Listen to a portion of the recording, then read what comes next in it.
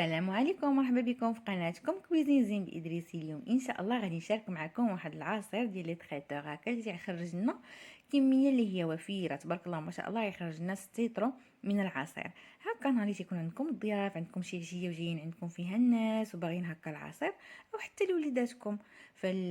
غيبقى عندكم مده ديال اسبوع في الثلاجه، تقدروا تطحنوه مع فواكه وحدين اخرين وتيعطيكم كميه اللي هي زوينه.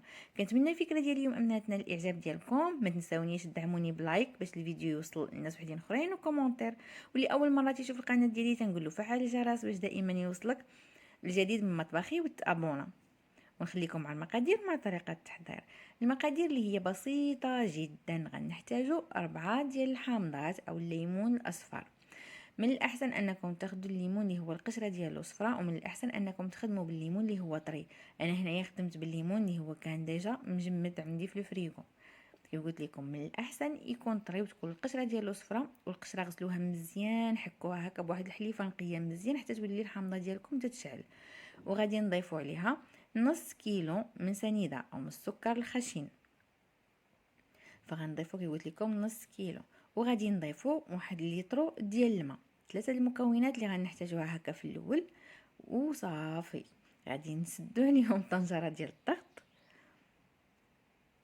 وهاد المكونات اللي غادي نحتاجو فراه هو قلت لكم ساهل وبسيط.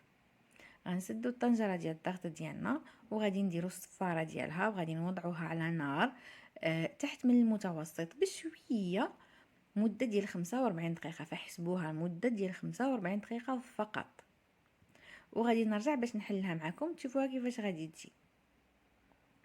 من بعد ما كملات 45 دقيقه وخليتها واحد شويه بردات الكوكوط، عاد نحلها معكم. فهانتوما غادي تشوفوا الليمون ديالنا كيفاش غادي يصبح. ها هو الليمون ديالنا طايب، طلق داك اللون ديالو وحتى المذاق ديالو في هذاك الماء اللي طاب فيه. انا نقربوا معكم اكثر باش تشوفوا الليمون كيفاش راه هو طايب. هي تنضغط عليه تيبدا هكا تضغط ليا بكل سهوله. هانتوما كما تشوفوا. فصافي هنا راه واجد اننا غادي نطحنوه. غادي ناخذ الخلاط الكهربائي ديالي فاش غادي نطحن، وغادي نوضع فيه داك الحامضات ديالي.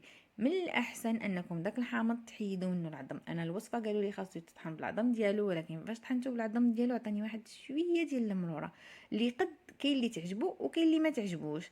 انايا صراحه جاتني عاديه، ولكن كاين اللي ما غاديش يبغيها، خصوصا اللي عنده الدراري صغار فما غيبغيوش ديك المروريه. من الاحسن حيدوا العظم وعاد طحنوه. فانا هو طحنته مزيان. فهذاك الماء اللي بقى عندي في الكوكوط فانا صفيته من العظام اللي فيه. هانتوما شوفوا صفيته من العظام اللي فيه. وعاد نجيب عاوتاني الصفايه وغنخوي فيها هذاك الخليط، وغادي نبقى هكا تنحركو باش يهبط عندي. الا بقاو دوك العظيمات يبقاو حاصلين في الصفايه. وهذاك الخلاط الكهربائي اللي انا طحنت فيه غادي نضيف عليه الماء من ال5 لتر اللي غادي نضيفها للعصير باش هكا نهبط داكشي اللي بقى فيه ما يضيعش. وغادي نعاود نحرك كل شيء. انتم شفتوا دوك العظيمات فين بقاو.